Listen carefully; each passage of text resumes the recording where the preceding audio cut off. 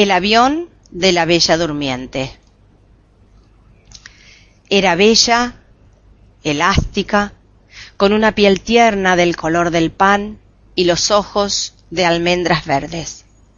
Y tenía el cabello liso y negro y largo hasta la espalda y una aura de antigüedad que lo mismo podía ser de Indonesia que de los Andes. Estaba vestida con un gusto sutil. Chaqueta de lince, blusa de seda natural con flores muy tenues, pantalones de lino crudo y unos zapatos lineales del color de las bugambilias. Esta es la mujer más bella que he visto en mi vida, pensé cuando la vi pasar con sus sigilosos trancos de leona mientras yo hacía la cola para abordar el avión de Nueva York en el aeropuerto Charles de Gaulle de París. Fue una aparición sobrenatural que existió solo un instante y desapareció en la muchedumbre del vestíbulo. Eran las 9 de la mañana. Estaba nevando desde la noche anterior y el tránsito era más denso que de costumbre en las calles de la ciudad y más lento aún en la autopista. Y había camiones de carga alineados a la orilla y automóviles humeantes en la nieve. En el vestíbulo del aeropuerto, en cambio, la vida seguía en primavera. Yo estaba en la fila de registro detrás de una anciana holandesa que demoró casi una hora discutiendo el peso de sus 11 maletas. Empezaba a aburrirme cuando vi la aparición instantánea que me dejó sin aliento. Así que no supe cómo terminó el altercado hasta que la empleada me bajó de las nubes con un reproche por mi distracción.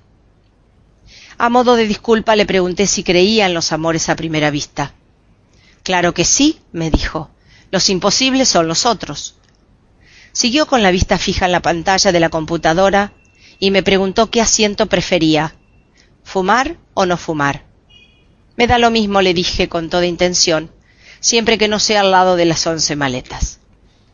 Ella lo agradeció con una sonrisa comercial, sin apartar la vista de la pantalla fosforescente. «Escoja un número», me dijo. «¿3, 4 o 7? 4. Su sonrisa tuvo un destello triunfal. «En 15 años que llevo aquí», dijo, «el primero que no escoge el 7. Marcó en la tarjeta de embarque el número del asiento y me lo entregó con el resto de mis papeles, mirándome por primera vez con unos ojos color de uva que me sirvieron de consuelo mientras volvía a ver la bella. Solo entonces me advirtió que el aeropuerto acababa de cerrarse y todos los vuelos estaban diferidos. «¿Hasta cuándo?» «Hasta que Dios quiera», dijo con una sonrisa. «La radio anunció esta mañana que será la nevada más grande del año». Se equivocó. Fue la más grande del siglo. Pero en la sala de espera de la primera clase la primavera era tan real que había rosas vivas en los floreros y hasta la música enlatada parecía tan sublime y sedante como lo pretendían sus creadores.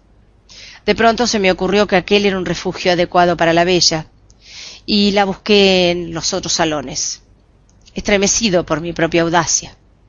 Pero la mayoría eran hombres de la vida real que leían periódicos en inglés, mientras sus mujeres pensaban en otros, contemplando los aviones muertos en la nieve a través de las vidrieras panorámicas, contemplando las fábricas glaciales, los vastos cementerios de Roissy devastado por los leones.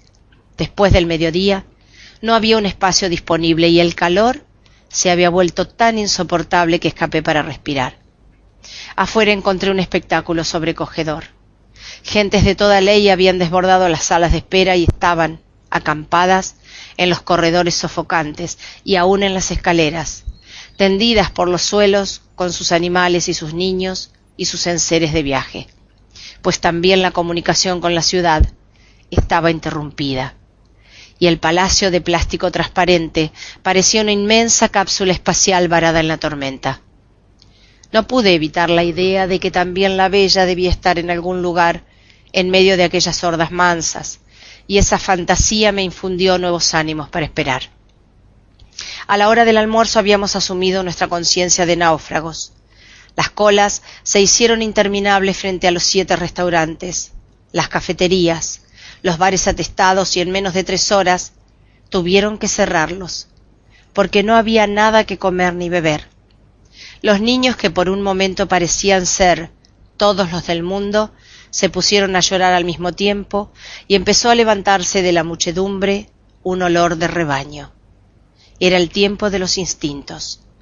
Lo único que alcancé a comer en medio de la rebatiña fueron los 2 últimos vasos de helado de crema en una tienda infantil. Me los tomé poco a poco en el mostrador, mientras los camareros ponían las sillas sobre las mesas a medida que se desocupaban, y viéndome a mí mismo en el espejo del fondo con el último vasito de cartón y la última cucharita de cartón, y pensando en la bella. El avión de Nueva York previsto para las 11 de la mañana salió a las 8 de la noche. Cuando por fin logré embarcar, los pasajeros de la primera clase estaban ya en su sitio y una azafata me condujo al mío. Me quedé en silencio. En la poltrona vecina, junto a la ventanilla, la bella estaba tomando posesión de su espacio con el dominio de los viajeros expertos. Si alguna vez escribiera esto, nadie me lo creería, pensé. Y apenas intenté en mi media lengua un saludo indeciso que ella no percibió. Se instaló como para vivir muchos años, poniendo cada cosa en su sitio y en su orden, hasta que el lugar quedó tan bien dispuesto que la casa ideal donde parecía estar estaba al alcance de la mano. Mientras lo hacía, el sobrecargo nos llevó la champaña de bienvenida. Cogí una copa para ofrecérsela a ella, pero me arrepentí a tiempo, pues solo quiso un vaso de agua y le pidió al sobrecargo, primero en un francés inaccesible y luego en un inglés apenas más fácil, que no la despertara por ningún motivo durante el vuelo. Su voz grave y tibia arrastraba una tristeza oriental. Cuando le llevaron el agua, abrió sobre las rodillas un cofre de tocador con esquinas de cobre como los baúles de las abuelas, y sacó 2 pastillas doradas de un estuche donde llevaba otras de colores diversos. Hacía todo de un modo metódico y parsimonioso, como si no hubiera nada que no estuviera previsto para ella desde su nacimiento. Por último, bajó la cortina de la ventana, extendió la poltrona al máximo, se cubrió con la manta hasta la cintura sin quitarse los zapatos, se puso el antifaz de dormir, se acostó de medio lado en la poltrona de espaldas a mí y durmió sin una sola pausa, sin un suspiro, sin un cambio mínimo de posición durante las 8 eternas y los 12 minutos de sobra que duró el vuelo a Nueva York. Fue un viaje intenso. Siempre he creído que no hay nada más hermoso en la naturaleza que una mujer hermosa, de modo que me fue imposible escapar ni un instante al hechizo de aquella criatura de fábula que dormía a mi lado. El sobrecargo había desaparecido tan pronto como despegamos y fue reemplazado por una azafata cartesiana que trató de despertar a la bella para darle el estuche de tocador y los auriculares para la música. Le repetí la advertencia que ella le había hecho al sobrecargo, pero la azafata insistió para huir de ella misma que tampoco quería cenar. Tuvo que confirmárselo el sobrecargo y aún así me reprendió porque la bella no se hubiera colgado en el cuello el cartoncito con la orden de no despertarla. Hice una cena solitaria diciéndome en silencio todo lo que le hubiera dicho a ella si hubiera estado despierta. Su sueño era tan estable que en cierto momento tuve la inquietud de que las pastillas que se había tomado no fueran para dormir, sino para morir. Antes de cada trago levantaba la copa y brindaba. A tu salud, bella. Terminada la cena, apagaron las luces, dieron la película para nadie y los 2 quedamos solos en la penumbra del mundo. La tormenta más grande del siglo había pasado y la noche del Atlántico era inmensa y límpida, y el avión parecía inmóvil entre las estrellas. Entonces la contemplé palmo a palmo durante varias horas, y la única señal de vida que pude percibir fueron las sombras de los sueños que pasaban por su frente, como las nubes en el agua. Tenía en el cuello una cadena tan fina que era casi invisible sobre su piel de oro. Las orejas perfectas, sin puntadas para los aretes, las uñas rosadas de la buena salud y un anillo liso en la mano izquierda. Como no parecía tener más de 20 años, me consolé con la idea de que no fuera un anillo de bodas, sino el de un noviazgo efímero. Saber que duermes tú, cierta, segura, cauce fiel del abandono, línea pura, tan cerca de mis brazos maniatados.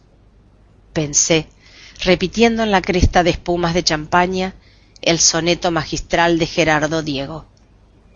Luego extendí la poltrona a la altura de la suya y quedamos acostados, más cerca que en una cama matrimonial. El clima de su respiración era el mismo de la voz, y su miel exhalaba un hálito tenue que sólo podía ser el olor propio de su belleza. Me parecía increíble. En la primavera anterior había leído una hermosa novela de Sayunari Kawabata sobre los ancianos burgueses de Kioto que pagaban sumas enormes para pasar la noche contemplando a las muchachas más bellas de la ciudad, desnudas y narcotizadas, mientras ellos agonizaban de amor en la misma cama. No podían despertarlas ni tocarlas, y ni siquiera lo intentaban, porque la esencia del placer era verlas dormir. Aquella noche, velando el sueño de la bella, no solo entendí aquel refinamiento senil, sino que lo viví a plenitud. ¿Quién iba a creerlo?, me dije, con el amor propio exacerbado por la champaña. Yo, anciano japonés, a estas alturas. Creo que dormí varias horas vencido por la champaña y los fogonazos mudos de la película, y desperté con la cabeza agrietada. Fui al baño. 2 lugares detrás del mío yacía la anciana de las 11 maletas, despatarrada de mala manera en la poltrona. Parecía un muerto olvidado en el campo de batalla. En el suelo, a mitad del pasillo, estaban sus lentes de leer con el collar de cuentas de colores, y por un instante disfruté de la dicha mezquina de no recogerlos. Después de desahogarme de los excesos de champaña, me sorprendí a mí mismo, en el espejo, indigno y feo, y me asombré de que fueran tan terribles los estragos del amor. De pronto el avión se fue a pique, se enderezó como pudo y prosiguió volando al galope. La orden de volver al asiento se encendió. Salí en estampida con la ilusión de que solo las turbulencias de Dios despertaran a la bella y que tuviera que refugiarse en mis brazos huyendo del terror. En la prisa estuve a punto de pisar los lentes de la holandesa y me hubiera alegrado. Pero volví sobre mis pasos, los recogí y se los puse en el regazo, agradecido de pronto de que no hubiera escogido antes que yo el asiento número 4. El sueño de la bella era invencible.